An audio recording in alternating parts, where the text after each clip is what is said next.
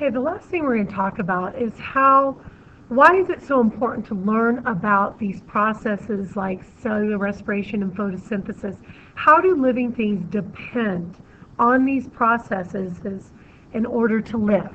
Okay, because they're pretty important processes. If the cells did not photosynthesize and cellular respirate, then life would no longer exist here on Earth.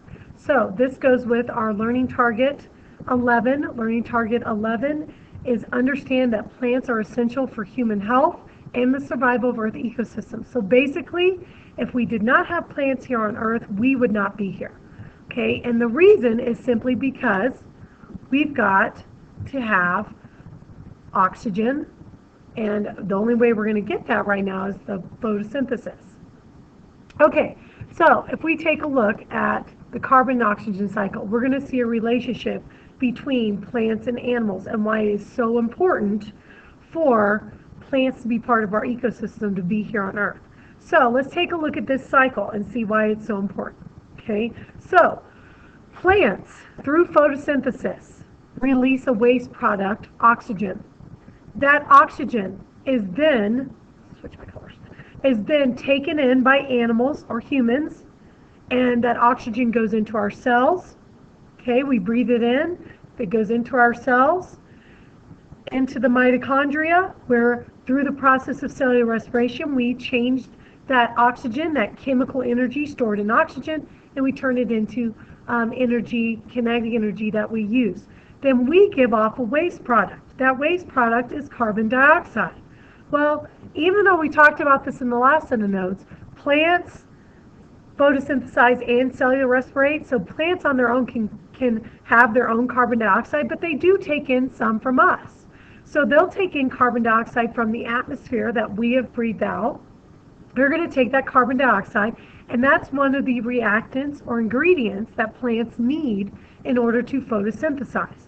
So this is a cycle that if we took out plants, out of this cycle, okay, then we would not have the oxygen that we need in order to cellular respirate. We would run out of that oxygen. Now, there's other sources of oxygen on Earth besides plants, but plants are a big contributor to ecosystems' oxygens. So that's why they're so important for us. Okay, so let's kind of talk about the ecosystems. Ecosystems are all the living and non-living parts of the environment. We learned that last year in 6th grade in our biology unit. Okay, producers, which are the plants or the autotrophs, are always at the base of an ecosystem because they're the ones through photosynthesis who can create their own energy. So that's why they're always at the bottom. Remember, we talked about how energy can get transferred, but not all the energy gets transferred where it's supposed to go. Some of it gets transferred other places. So that's why producers are at the base of an ecosystem. They can make their own food. They have the most energy. They don't have to go get energy from anybody else. And then as organisms feed off the plants, there's less energy for them because they have to go, that energy doesn't get 100% transferred. Okay, without the sun's energy, ecosystems cannot survive. So producers must have the sun's energy in order to photosynthesize. Remember, carbon dioxide and water will not react to create that glucose for the plants unless there's sun's energy. That's the energy that's needed for the chemical reaction. So ecosystems cannot survive without the plants, okay? And it cannot survive without the sunlight, okay? So that's why the process of photosynthesis is so important. Now, the last thing I want to bring to your attention is what happens when plants die. They start to decompose. Plants also help us in another way. So besides plants giving oxygen into our atmosphere and taking out CO2, because that's an important thing I think I forgot to mention. So we don't like CO2 in our atmosphere. Plants take in CO2. So when you cut down trees and destroy rainforests, you're destroying plants who actually clean up the air in our atmosphere. Because remember, CO2 is a greenhouse gas. So we're also going to talk about why else plants are important. Plants are important because when they die, the plant material decays and it turns into what's called fossil fuels. So fossil fuels form from decayed plant material that has been buried and compacted over millions of years. The three types of fossil fuels are coal, oil, and natural gas.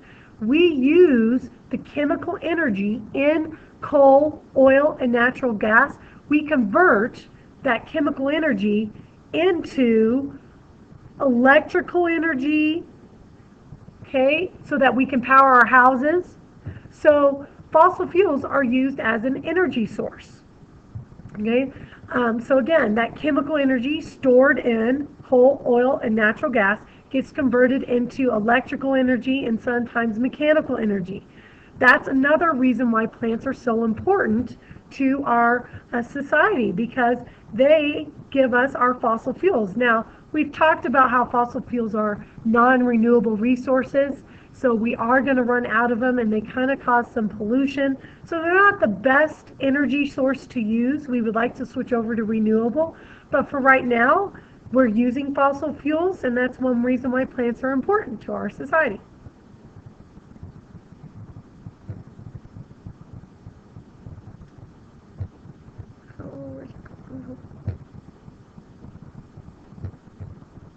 Okay, and over here, this is just a picture that shows you how fossil fuels are formed. So here's your plant material.